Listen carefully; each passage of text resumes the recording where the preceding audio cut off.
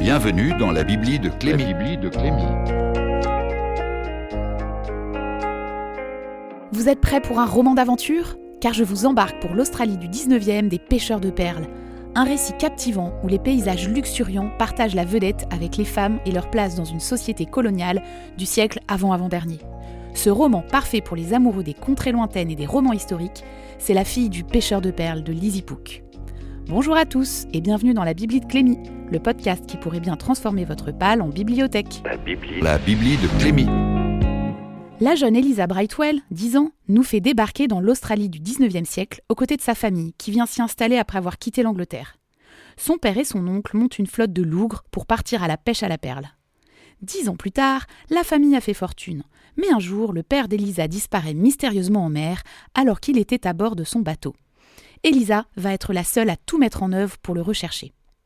Commence alors la quête de cette jeune femme attachante. Loin du cliché de la jeune fille rangée que son rang lui impose, elle va à contre-courant et rien ne semble arrêter sa fougue.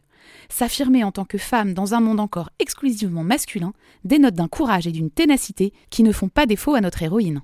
L'enquête est plutôt classique, mais les paysages qui la composent sont magnifiquement décrits et apportent tout son charme à ce roman. Des paysages luxuriants où la richesse des détails concernant la faune et la flore participent à l'immersion dans l'histoire.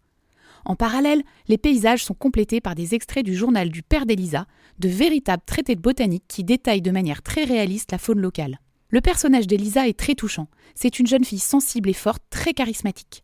Il y a également de nombreux autres personnages hauts en couleur, des Européens venus chercher fortune ou fuyant le vieux continent, des autochtones, des repentis, des prostituées voyantes ou encore des sociétés criminelles. Et pour finir, ce roman porte un regard très intéressant sur l'esclavagisme des indigènes ou encore la violence envers les femmes à cette époque.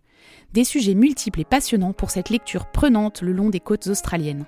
La fille du pêcheur de perles est le premier roman de Lizzie Pook, traduit par Josette Chiche-Portiche et publié par Gallmeister, une maison d'édition que j'adore.